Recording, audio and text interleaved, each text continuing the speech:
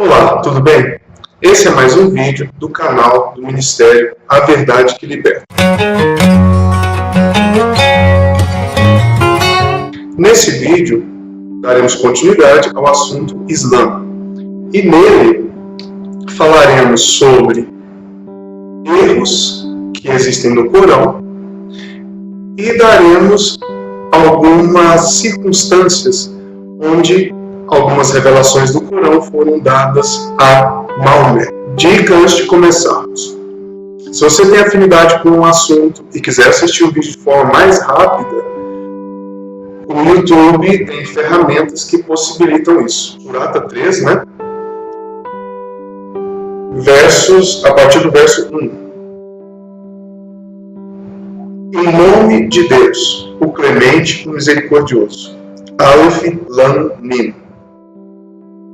Deus, não há mais divindade além dele, o vivente, o subsistente. Ele te revelou, ó Muhammad, o livro paulatinamente, com a verdade corroborante dos anteriores, assim como havia revelado a Torá e o Evangelho. Anteriormente, para servir de orientação aos humanos, e revelou ainda o discernimento. Aqueles que negaram os versículos de Deus sofrerão um severo castigo, e Deus é punidor poderosíssimo. De Deus nada se oculta, tanto na terra como nos céus. O que vocês poderão perceber aqui é que é colocado no Corão, em pé de igualdade, o Velho Testamento, os Evangelhos e o Corão, como se fosse uma unidade da revelação de Deus. Mas, como já vimos, existem discrepâncias entre esses livros. Quando isso é apontado ao pessoal do Islã, eles dizem que a Bíblia católica, a Bíblia evangélica, foi modificada. Por isso não estão em pleno acordo. Mas isso é um erro. O Corão não é corroborante com os Evangelhos, nem com a Torá. Olha só, ele diz aqui: aqueles que negarem os versículos de Deus sofrerão um severo castigo, e Deus é punidor poderosíssimo. Olha, os versículos de Deus, como nós acabamos de dizer aqui, então, são esses três livros, vamos dizer assim: a Torá, os Evangelhos e o Corão, sendo que o Corão é o que daria a unidade, a perfeição a esses dois anteriores. Eles negam de muitas formas, como nós vimos no vídeo anterior, várias coisas que estão nos Evangelhos estão na Torá. Então, para dizerem que eles são a mesma coisa, uma unidade da revelação, eles dizem que a Bíblia católica e a Bíblia evangélica foram modificadas por homens. Continuando. Vamos ler agora Surata 7, a partir do verso 157. São aqueles que seguem o mensageiro, o profeta e letrado, o qual encontram mencionado em sua Torá e no Evangelho. Olha outro erro grave aqui, que existe nessa revelação do Corão. Aqui está dizendo, na Surata 7, a partir do verso 157, que o mensageiro e letrado, que Maomé, foi citado na Torá e no Evangelho. Vamos continuar. O qual lhes recomenda o bem e proíbe o ilícito. Prescreve-lhes todo o bem e verdades, e veda-lhes o imundo. Alivia-os dos seus fardos e livra-os dos grilhões que o deprimem. Aqueles que nele creram. Honraram-no, defenderam-no e seguiram a luz que com ele foi enviada. São os bem-aventurados. Dize: Ó humanos, sou o mensageiro de Deus para todos vós. Seu é o reino dos céus e da terra. Não há mais divindades além dele. Ele é quem dá a vida e a morte. Crede, pois, em Deus e em seu mensageiro, o profeta e letrado. Está falando do Mohammed, né? Que crê em Deus e nas suas palavras. Segue-o, para que vos encaminheis. Entre o povo de Moisés existe uma comunidade que se rege pela verdade. Percebe a necessidade de utilizar a Bíblia para validar a revelação do Corão? Continuando, com a qual julga. Havíamos dividido em 12 tribos, formando nações, e, quando o povo sedento pediu a Moisés o que beber, inspiramos-nos. Golpeia a rocha com o teu cajado. E, de pronto, gritaram dela 12 mananciais, e cada tribo reconheceu o seu. Logo os sombreamos com cúmulos, e lhes enviamos o maná e as codornizes, dizendo-lhes: comei de todo o bem com que vos temos agraciado. Porém, desagradeceram, e com isso não nos prejudicaram. Outros sim condenaram-se a si mesmos. Bom, vimos que há um erro no início. E inspiramos-los, golpeia a rocha. Se os irmãos observarem no livro de Números, o que está escrito lá não é golpeia a rocha. Inclusive, golpear a rocha foi um erro. Moisés sim fez isso, mas foi um erro. O que a ordem de Deus foi para que ele falasse a rocha. Fale a rocha. Mas Moisés decidiu golpear. Então, vários erros em um lugar só. Outro. Surata 6, verso 74. Quando Abraão disse a Ezra, seu pai: toma os ídolos por deuses, eis que te vejo a ti e a teu povo em evidente erro. Aqui tem um erro do Corão, que é dizer que o pai de Abraão era Ezra. O pai de Abraão foi Terá. Então, não dá para só com isso que nós já colocamos, não dá para que esses 3 livros, né, não dá para que eles sejam uma unidade. Eles não são uma unidade.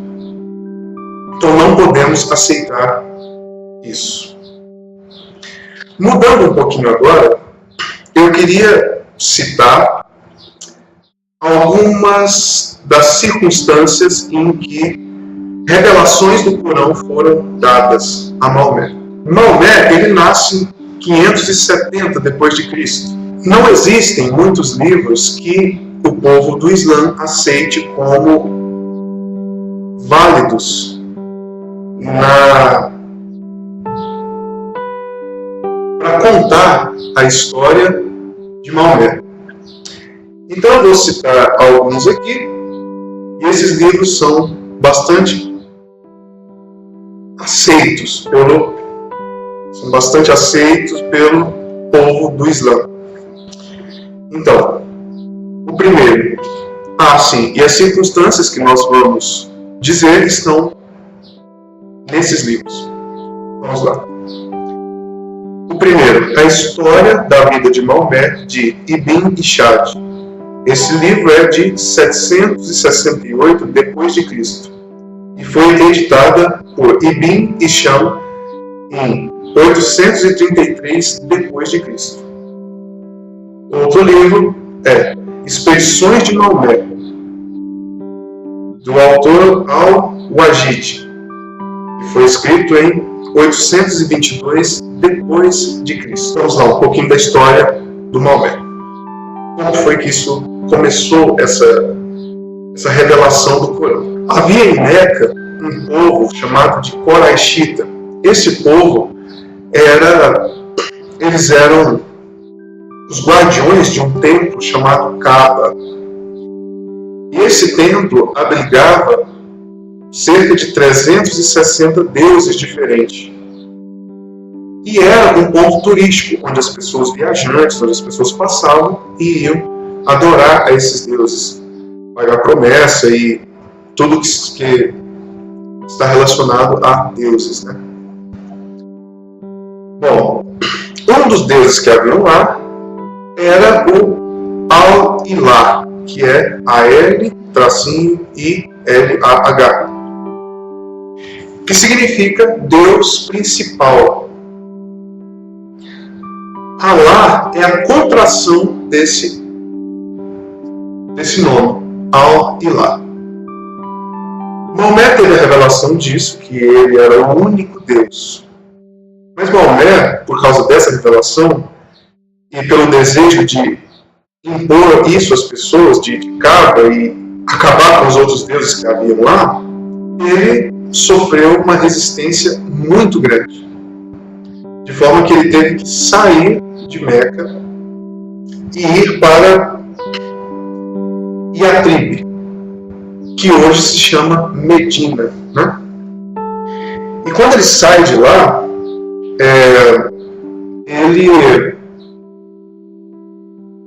esse movimento dele de sair de Meca e ir para Medina tem um nome, que é o Hégira. Bom, tamanha resistência ele sofreu que ele chegou várias vezes a pensar que eram demônios, ou demônio que estava inspirando ele, que estava trazendo essas revelações.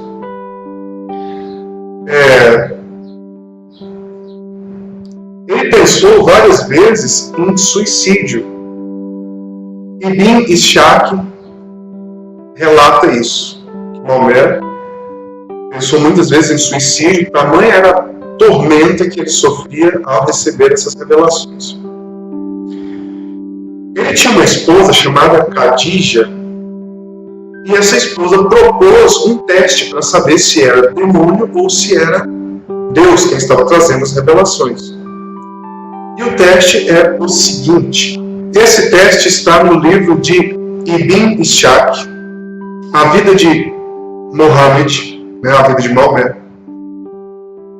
A versão dele é de 1967 e isso está na página 107. Vou ler agora como foi o teste que ela propôs a ele, para que ele ficasse mais calmo, mais tranquilo, né? Ela disse ao apóstolo de Allah: ó filho do meu tio, tu poderias me avisar quando o teu visitante vier a ti? Ele respondeu que sim, e ela pediu-lhe que o fizesse.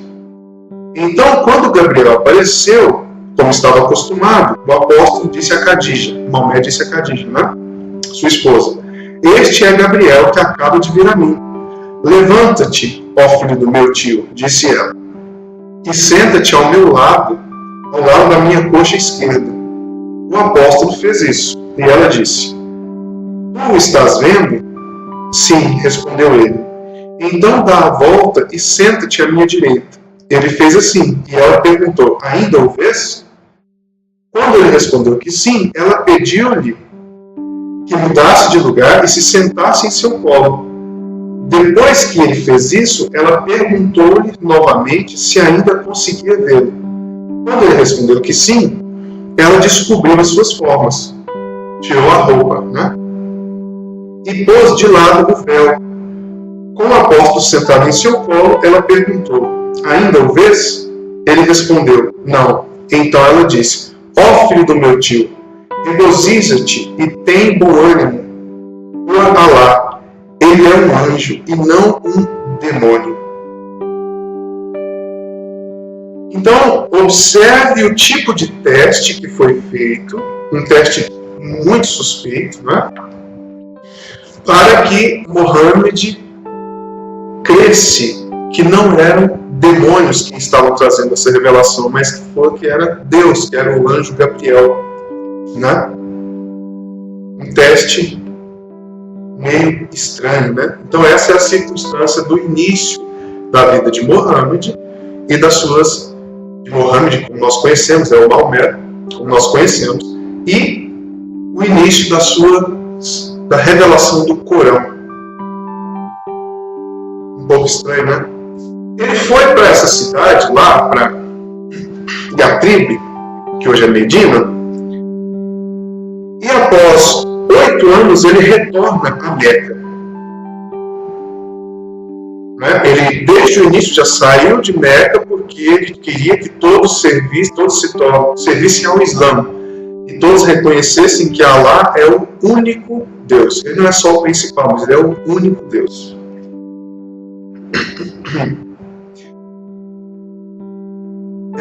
Antes de voltar para Meca, Mohammed, ou Maomé, foi questionado com respeito a milagres, porque ele não tinha milagre algum. O que ele disse ser milagre foi um momento em que ele, com o auxílio de 300 homens, assaltam uma caravana que havia 800 pessoas. E do grupo de 300 homens que estavam do lado de Maomé, poucos morrem. Já os 800 pessoas que estavam juntas nessa caravana, Maomé mata todos eles. Todas as pessoas. Olha só. Vamos ler agora Surata 8, a partir do verso 37. Por que Maomé matou todas essas pessoas? E ainda disse que era um milagre eles, com 300 homens, conseguir matar 800 pessoas. Segundo ele, foi Allah que disse isso a ele, para fazer isso. E isso ele considerou como se fosse um milagre. Né? Surata 8, verso 67. Isso é lei no Islã. Tá? Não é dado a profeta algum fazer cativos, antes de lhes haver subjugado inteiramente a região. Vós fiéis ambicionais o fútil da vida terrena. Em troca, Deus quer para vós a bem-aventurança do outro mundo, porque Deus é poderoso, prudentíssimo. Então, não é dado a profeta algum fazer cativos antes de colocar a região de joelhos. Então ele mata todas essas pessoas, e essa é a revelação que Allah dá a Maomé nessa circunstância. Então, o milagre é o roubo e o assassinato de centenas de pessoas, validado por Allah. Muito estranha a circunstância desta revelação. Né? Mohammed, eu estou sempre falando Mohammed e Maomé, né? São a mesma pessoa. Maomé vai um certo dia, vai à casa do seu filho adotivo, e ele não está lá. Só está a esposa do filho. E Maomé o vê com pouca roupa, e ele se apaixona por ela perdidamente. Claro, gente, a história é mais longa. Busquem ler, depois busquem esses livros que nós citamos no início e busquem esses episódios. Né? O que aconteceu? Ele se apaixonou perdidamente por ela, mas ela era esposa do seu filho. E Maomé já tinha várias esposas também. O que Allah revela a Maomé?